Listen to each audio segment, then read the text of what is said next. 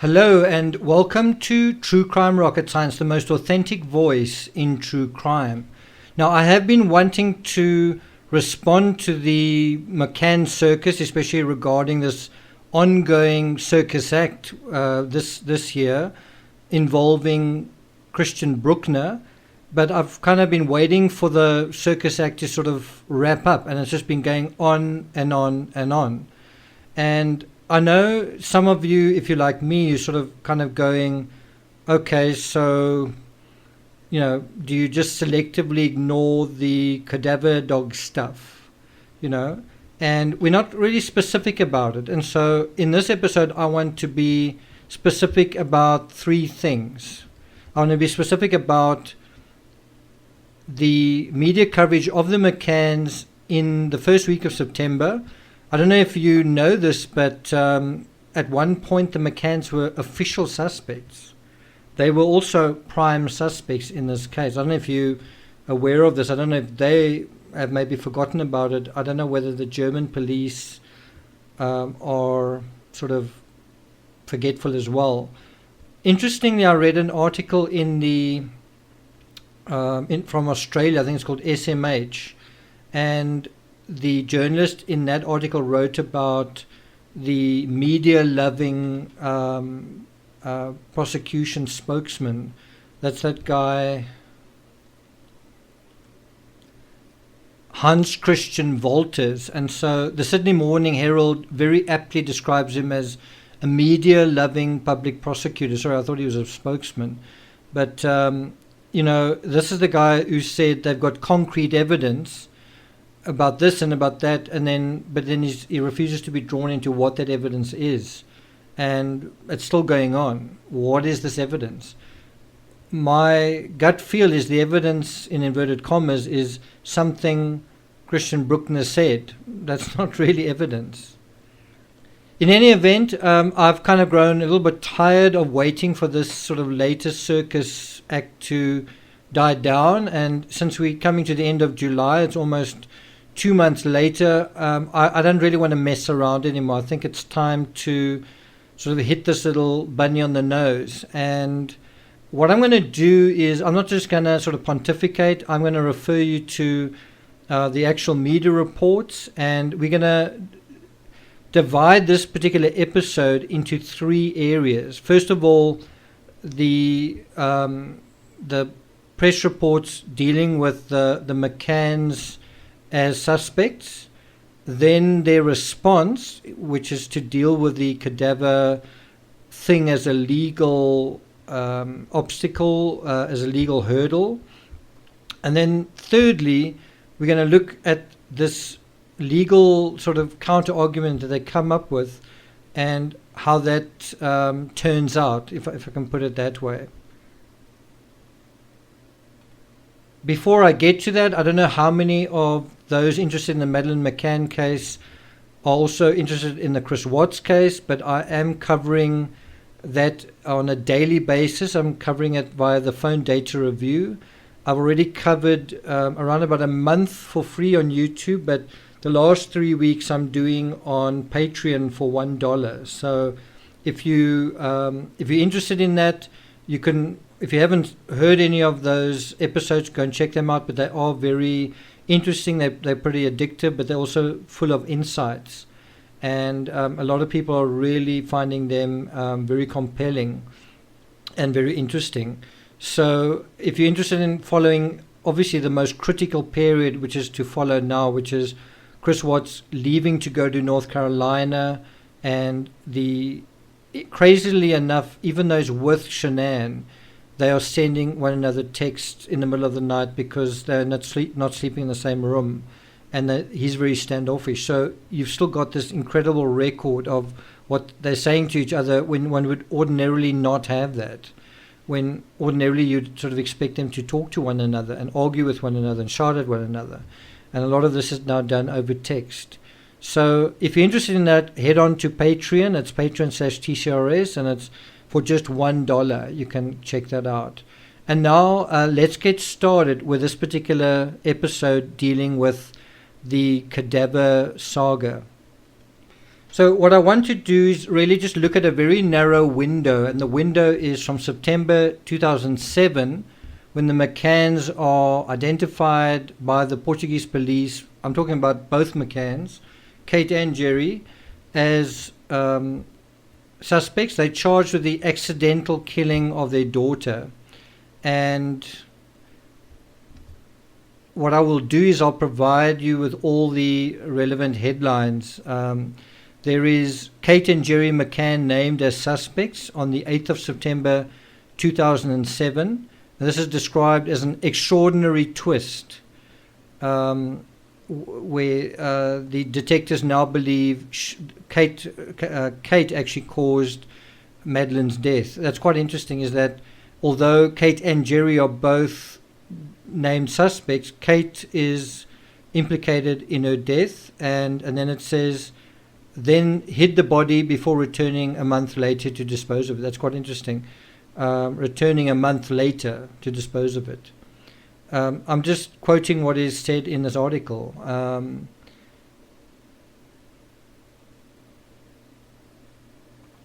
So what is also quite interesting was, at the time, according to Justine McGuinness, Kate McCann was actually asked outright, did she kill her daughter?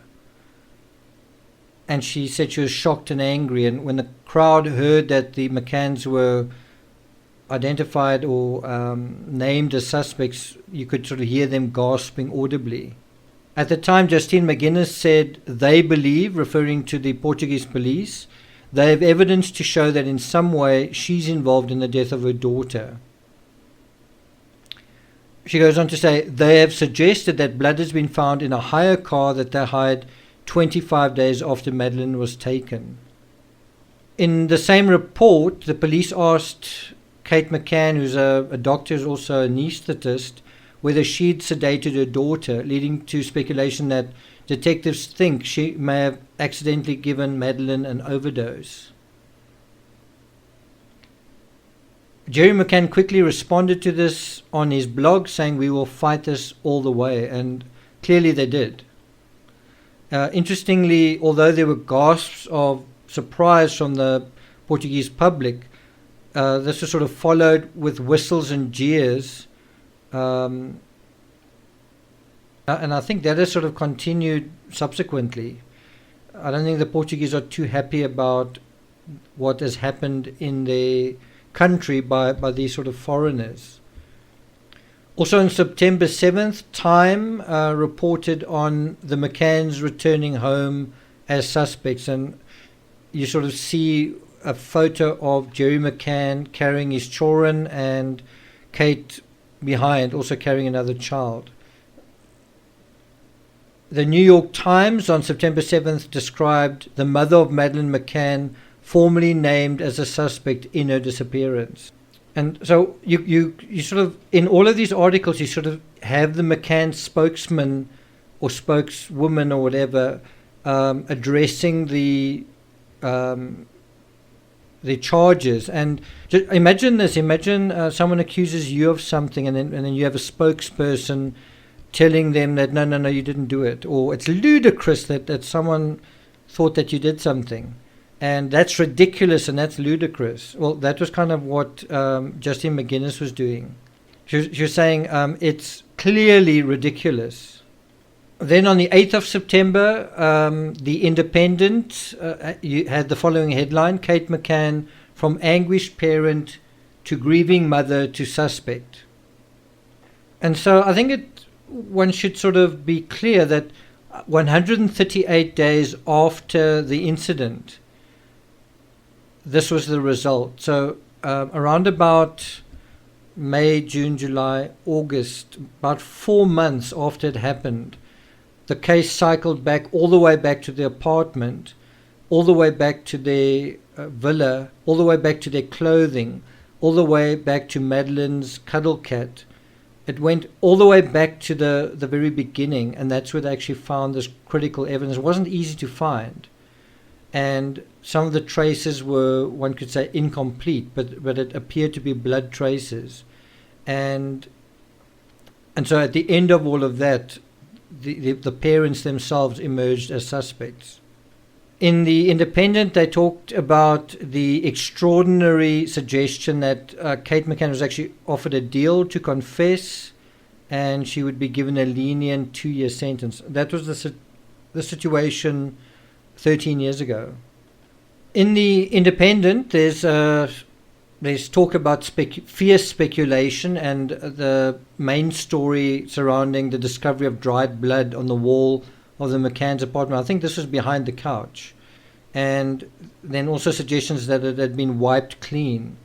And then evidence that British sniffer dogs had stopped at the scent of someone who may have died in the apartment. All of this was being reported in September 2007. Then just 2 days later in The Guardian, and you can go through all of these publications that I'm referring to, you can go through each link chronologically as I'm going through them in this episode. But the next one was from September 9th, so around about a day or two later, new doubts over Madeleine Dna. And it says here, this was the key to last week's astonishing developments, DNA evidence that suggested the McCanns could be suspects, not witnesses. And then the forensic samples were incomplete and degraded, raising new concerns. So although they found DNA evidence in these traces, the problem was that they were kind of incomplete.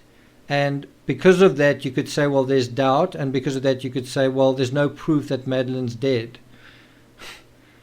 And from there, the entire thing swings around to Madeleine's not dead. She was abducted. Somebody else did it. Is it this abductor? How about that one? Maybe it's that one. Could it be this one?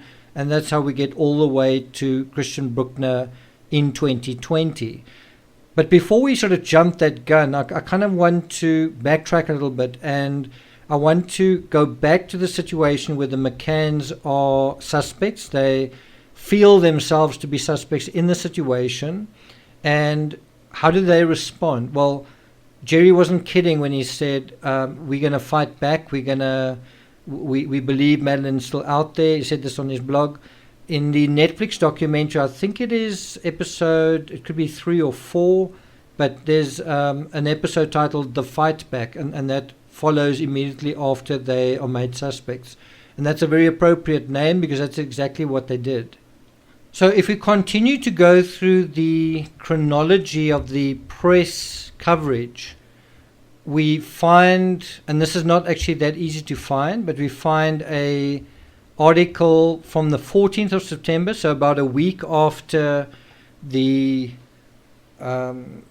official naming of the McCanns as suspects. There's quite a hard to find, fairly obscure article from the Daily Express, and you can kind of find it on Press Reader. And the title of this article is Dogs on a Trail of Death, and the subtext to that is scent of a corpse is followed from flat to the beach, right? And there's kind of a graphic that shows the tapas bar, the Baptista restaurant, which is slightly down the road, and then also the route going via church, and then there's a little beach next to the fort, and this is captioned as grim route. British sniffer dogs are believed to have detected the scent of a corpse for a mile from the McCann's apartment, past the tapas bar, supermarket and church to the shoreline. And I don't know what to, even today, I don't quite know what to make of this particular article. Like I said, you can't really find the original article online other than through this Press Reader. Anyway, if we go to the article itself, it refers to sniffer dogs that have, I don't really like those words. They're not sniffer dogs, they're cadaver dogs. Cadaver dogs have detected a trail of death leading from the holiday apartment And then he refers to them as Springer Spaniels brought from South Yorkshire. And he says they found the scent of a corpse stretching for a mile down to the shore. The same scent was detected on clothing belonging to Kate McCann in the boot of the family's hired Renault Scenic and on the key fob of the car rented 25 days after Madeleine vanished. Now, you might say, this article can't be true, but some of what is in it is certainly based on what we know in the discovery from the Portuguese police, from those PJ files. It refers to the dogs found the same scent in the living room, bedroom, and a wardrobe or closet. We know that that's also true. We know that is also, we've also seen video of it as well. Other items also registered the scent of a corpse, including the cuddle cat and Madeleine's favorite toy. Portuguese officers, I'm just quoting from the article, are expected to begin searching likely locations along the trail that leads from the Ocean Club to the beach. So their impression, 2 weeks after, or a week after naming the McCanns as suspects, was the impression was, well, looks like Madeleine was taken to the beach. That was where they sort of got rid of her body, or that was where her body was kept temporarily. Now, I'm going to say something that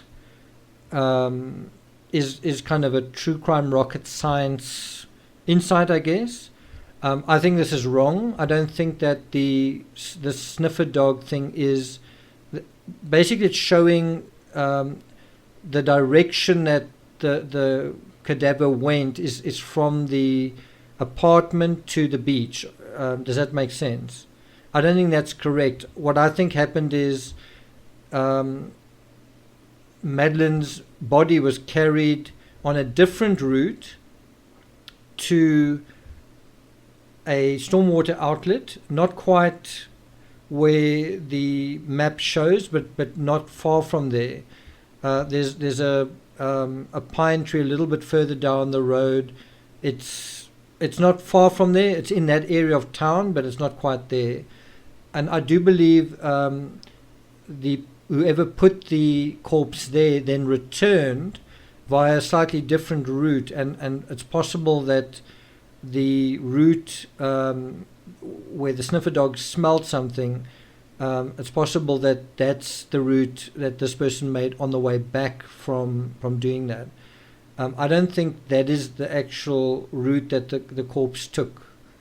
And I think this may be speculation as well. That anyway, I don't quite know what the source was for this fellow, for this particular route. I'm not quite sure what it's based on, but I don't think that is the route that this person took.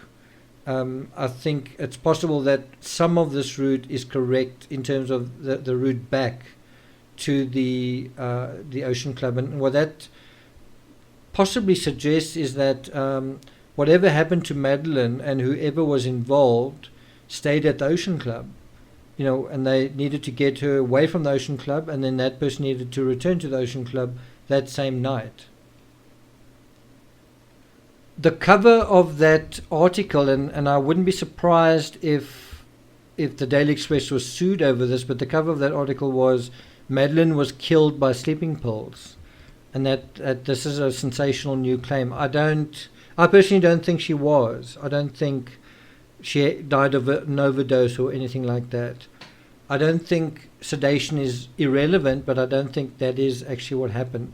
Bear in mind what I said in a previous episode about it takes at least 2 hours for cadaver odor to form, and what time would they have put Madeleine to bed? So if she died of an overdose, she would need to be dead in her bed for 2 hours. And if the McCanns went to dinner at, around about 9 o'clock, well, 1 hour is not enough time. And why was the cadaver odor all over the place? It was in the lounge, it was in the flower bed, in the closet, so that doesn't quite work with the thing of, well, she fell asleep and died of an overdose, I guess in her bed or something like that. It just doesn't quite work.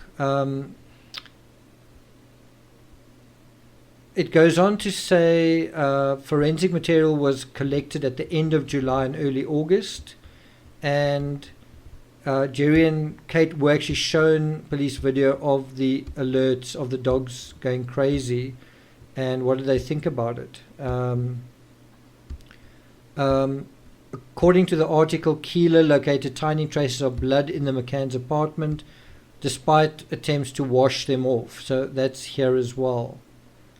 It said that Eddie allegedly picked up the scent of a corpse in the McCann's flat, in the road outside, and on Kate's Bible and clothes.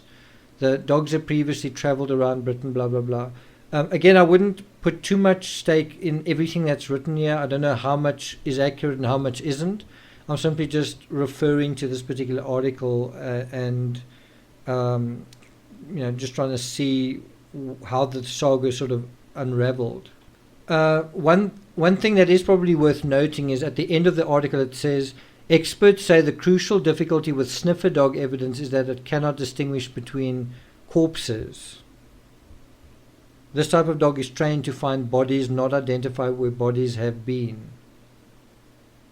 And then 2 days after this, you have some concrete sort of action. You have the counter narrative going into high gear, and in the Daily Mail, the headline reads, Madeleine McCann's consult American lawyers over cadaver dog evidence, and it just refers to them talking to American lawyers, and they're dealing with a man accused of murdering his estranged wife in a case where cadaver dog evidence was key.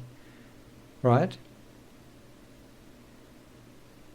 The same article refers to the cadaver dog picked up a scent of death on everything from Mrs. McCann's clothes to Madeleine's favorite toy. And so this is sort of the beginning. The article refers to the McCanns are concerned that the whole case against them relies on dogs, on the reactions of dogs. And they sort of concerned that that's not going to be good enough. And they go on to say they want to highlight an American judge's dismissal of cadaver dog evidence in another high-profile case, and that is the Eugene Zapata murder trial in Wisconsin. So that is how they sort of quite cleverly, using case law, using legal precedent, they want to exert pressure on the legal thing to say you can't make a case out of this. I mean, what are you going to do? Put the dog on the stand? You don't actually have defensible or very, very strong evidence that's going to hold up in court, do you? On the 17th of September, so very shortly after that article, is another one in the Telegraph, kind of reiterating the same thing. Madeleine McCann's parents looked to U.S. sniffer dog case. And that's just talking about the exact same thing. And they're going to use this high-profile American case to fight any charges that they were involved in. So really what they were trying to do here is use this case as a kind of way of saying, here's an example where cadaver dog evidence is unreliable. So you can't bring that kind of thing, which is just generally unreliable, and hope to prosecute us. Sorry, it's just unreliable. Before we go on to that case, I want to just touch on one other article, which just sort of shows that although the British media were pretty much sycophantic to the McCanns all along, there was a little bit of sort of nitpicking here and there, and sort of teasing the public and teasing, the story. And in the Daily Mail on the 17th of September, there was an article on Kate McCann's struggle to control, quote, very difficult Madeleine. And as early as 10 days after the arrest, Kate McCann apparently reveals that she struggled to deal with Madeleine after the birth of the twins. She struggled to control her, and Madeleine would run around screaming and shouting for attention. And this was apparently an interview given to a Portuguese magazine before she was named as a suspect. She apparently also said that the first 6 months of Madeleine's life was very difficult.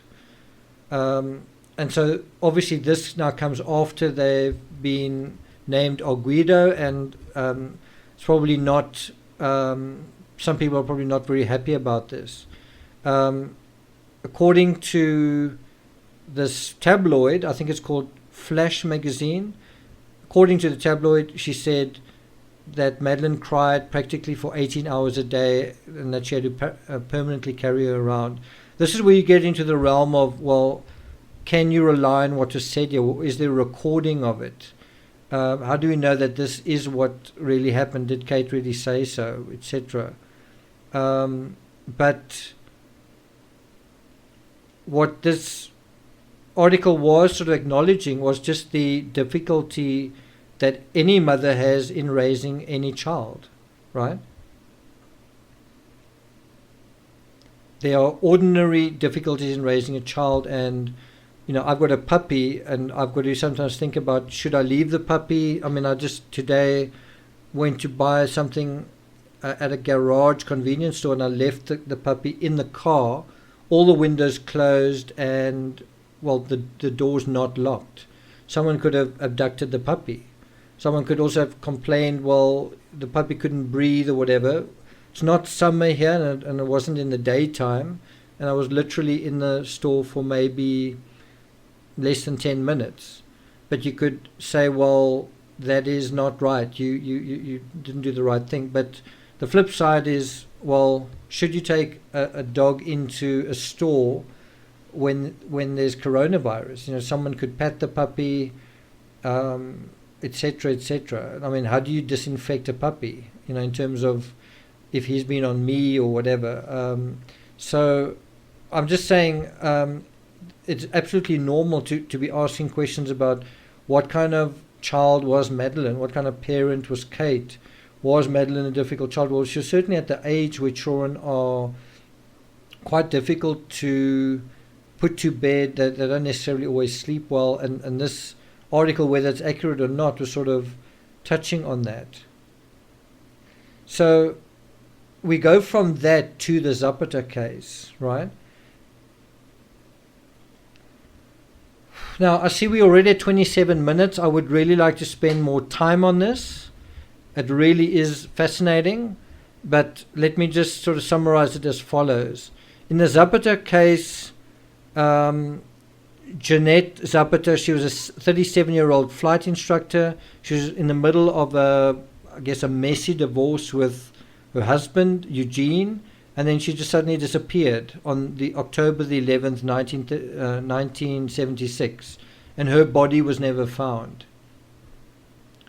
Right? And in 2007, I think a judge threw out evidence from Cadaver Dogs just saying, this is not reliable. I'm not interested in this. But that wasn't the end of it. So bear in mind, this case was referenced in 2007. I don't know whether it was sent to the Portuguese prosecutors. I don't know whether it changed their minds or whatever. But guess what happened in February 2008?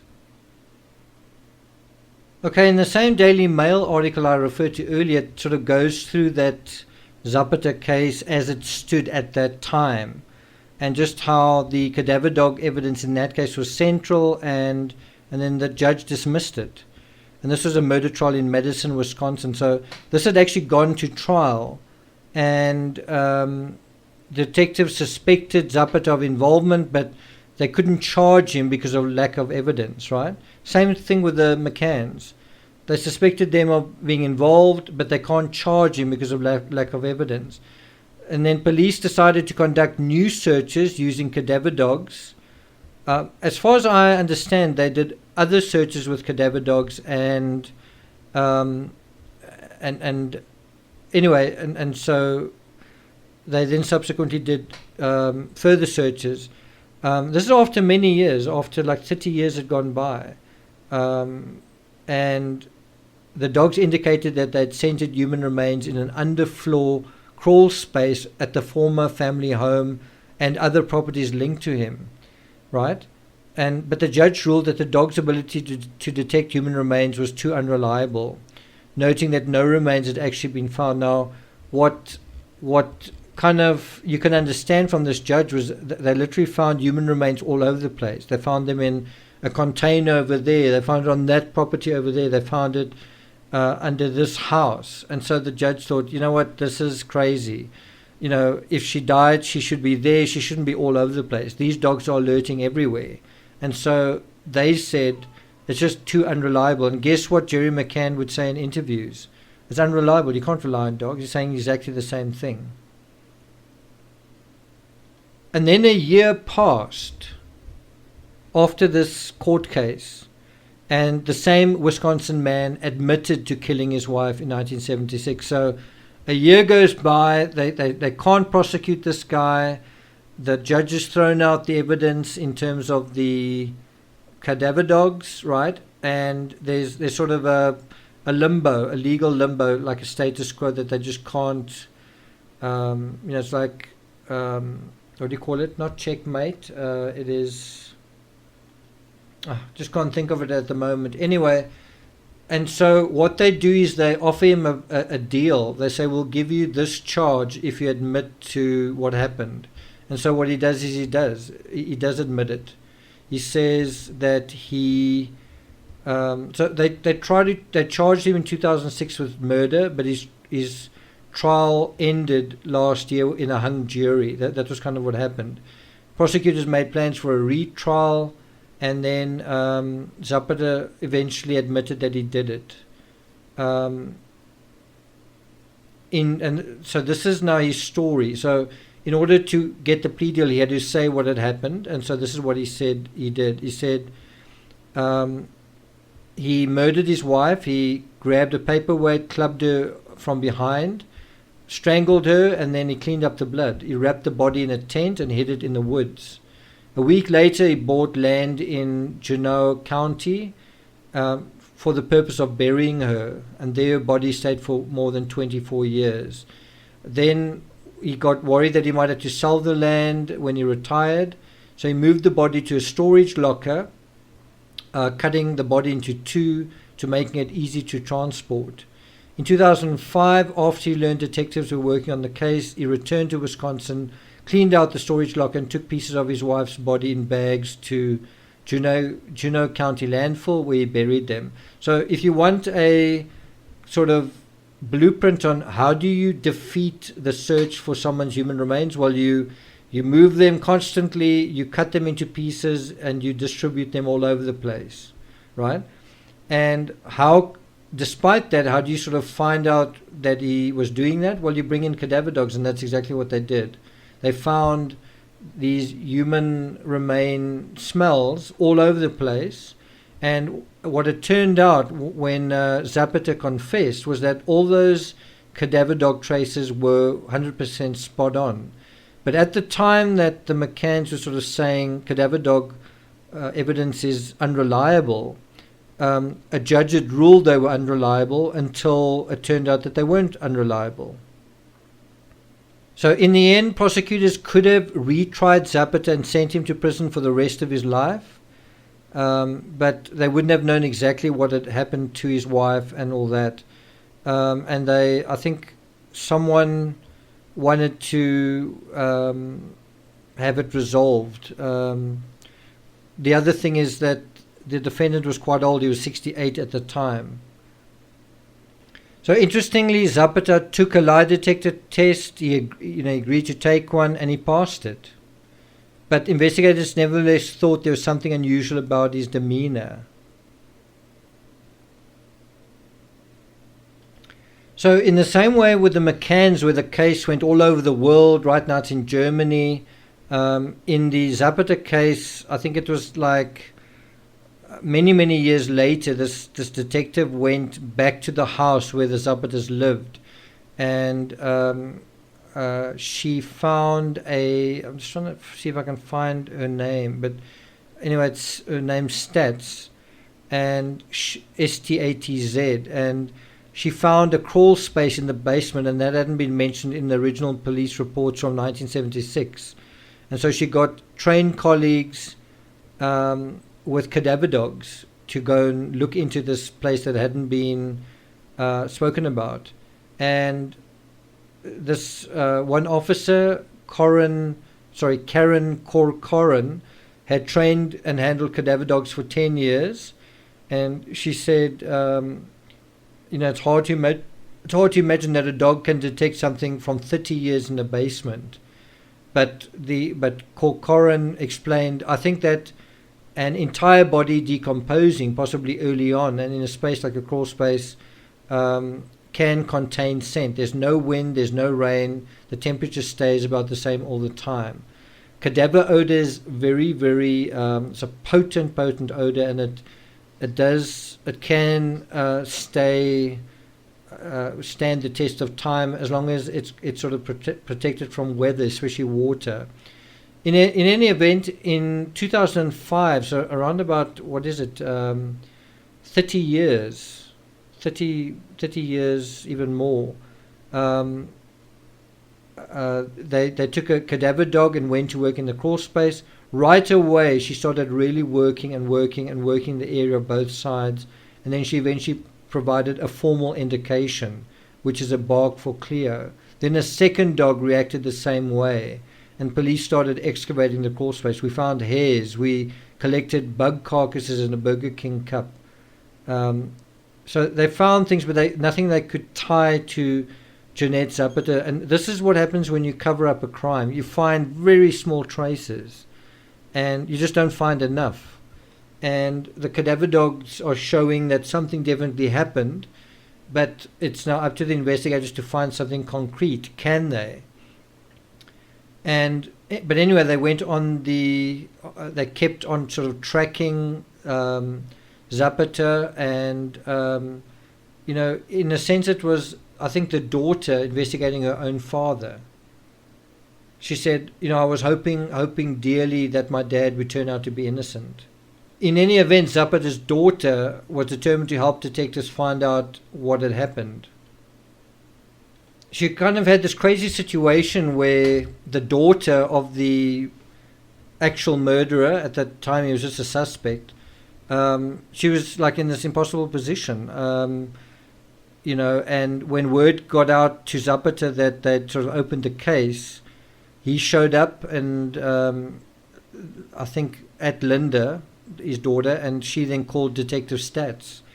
And Stats was concerned this guy would tamper with evidence, meaning the dead mother's remains, and that's exactly what he was doing.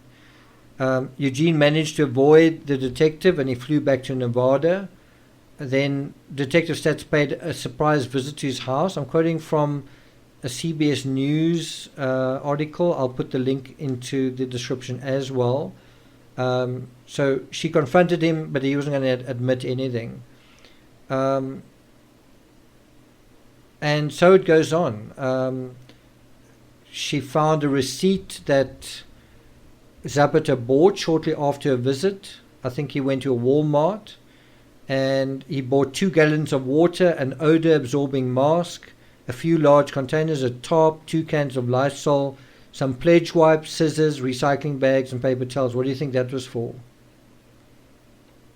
So when you're looking for a dead body and someone doesn't want you to find it, it is possible to go to a lot of effort and to almost succeed in people not knowing that somebody died. And you can fool almost everyone, but you're not going to necessarily fool these cadaver dogs. Stats, then, this detective looked into the history of the storage locker. Eugene Zapata had rented it in 2001 and then moved everything out of it in April 2005.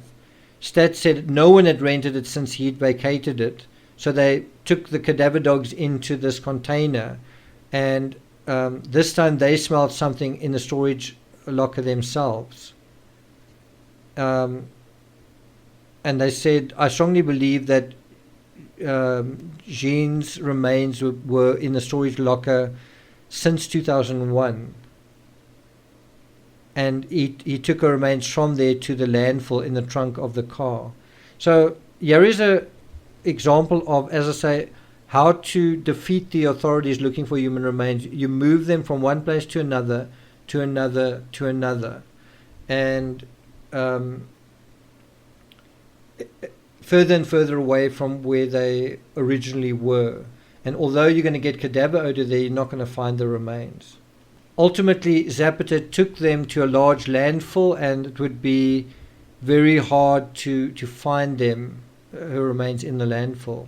So kind of how the case concluded, this was in August 2005, 30 years after her mother had gone missing. Linda agreed to call her father and have the police tape the call, and because they knew they're not going to get a body. And so in the recorded call, Linda asked, just between you and me, can you at least tell me, do you think she's alive? And he answered, well, first of all, I didn't have anything to do with her disappearance or anything, but after all these years, you got to think that no, she's not.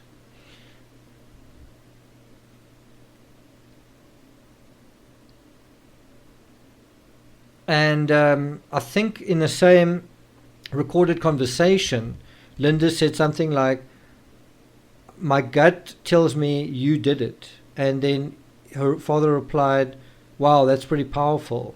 And then she said, I know it is, but I still love you and nothing's changed between me and you. That didn't really help. It was really neither here nor there. Okay, and so as we know, the case went to trial. The judge found the dog evidence unreliable and threw it out. Prosecutors had to rely on evidence of Eugene's movements and notes that he tried quite hard to conceal. His big mistake was answering the phone in the morning of October 11, 1976. I don't think he was supposed to be at the house, and apparently someone phoned and he was actually in Jean's house. In any event, the defense took less than an hour to present their case, and they said, sorry, the prosecution failed to connect Eugene to any crime.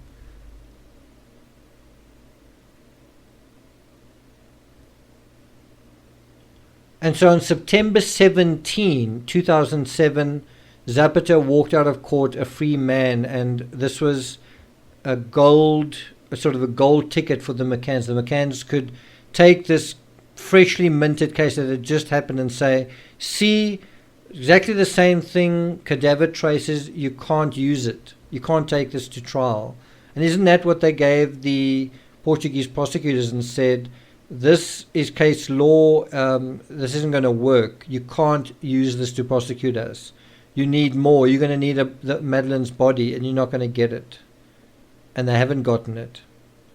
So as I say, Zapata kind of got out of it. He beat the charges against him, but he ultimately sort of, I don't know, there was sort of a U-turn where he said, okay, I am willing to plead guilty. And this was after a couple of months had passed.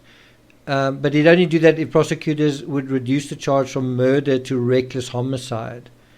And then the district attorney gave this to Linda, Eugene's daughter, and said, do you want to decide, would you accept this plea? He's killed your mother. Do you want to accept the plea or have another court case? And apparently she said, the only thing I want is for him to admit that he did it. Tell us what happened to her, how he did it, and I want the truth. I need him to say, I killed her. And so that was the deal. Eugene had lied to his children for 30 years. Now he broke his silence and he told his story to Stats. He said that he'd gone over to the house. There was an argument. It turned violent in the kitchen. He grabbed a paperweight, hit Jean in the back of the head. Jean lay on the ground still alive. He strangled her. He said he didn't have an actual memory of his hands on the throat. He got a cord. Anyway, he made sure that she was dead.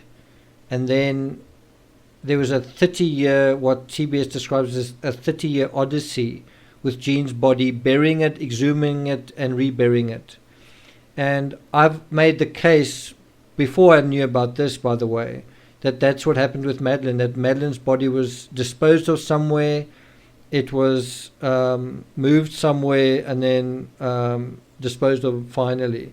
I don't know how many times it happened, but it probably was a bit of a relay. And you can already see that happening at the apartment, because the body is behind the couch, then it is in the McCann's bedroom, in the closet, and then it is somewhere else. So each time it is put in a more careful, in a better place. That's how it appears anyway. For 25 years, she was buried in a vacant lot he bought right after the murder. Then he moved her to the storage locker, where she stayed until April 2005, when he heard that the case had reopened. Then he says he came back, cut her body into pieces, and took her to the landfill. Interestingly, in this whole thing, he also says he never, his wife was never in the crawl space. So that is quite strange that he wouldn't admit to that. It's also possible that part of her body or part of her clothing was thrown into the crawl space or seeped into the crawl space. We don't know, but that is certainly something worth looking into. Interestingly, Linda Zapata had her father's entire confession videotaped, but she was the only one who was permitted to see it. And the aftermath to all of this was that Linda was cut off by her immediate family. Her father, brother, and sister no longer speak to her, so that's the reward she got for getting justice for her mother, and quite a poor justice at that. Okay, so I'm not going to take it further than that. I actually had some other articles that were better than these, but I wanted to present this kind of at short notice. But in any event, what this shows is that this case that the McCanns sort of flapped around as their, an example of how unreliable cadaver dogs were. Well, it turned out that they weren't, that they were alerting to someone who really was dead and who really was in some of those locations like the locker. And but I think by the time this happened, it was too late for the Portuguese prosecutors to regain their nerve, unfortunately. And that's my story. Once again, if you're interested in the Chris Watts case in terms of the hashtag 2 years ago today CW series, a lot of people are enjoying that. Head over to Patreon. It's available there for $1. And there are around about 15 episodes to go in that series, dealing with Chris Watts heading to North Carolina, and then the return from North Carolina, and then all the messaging that happened during that period. There's quite a lot to go through. So if you're interested in that, head on to Patreon. It's patreon.com/TCRS. If you're good at something, never do it for free. If you're good at something, never do it for free.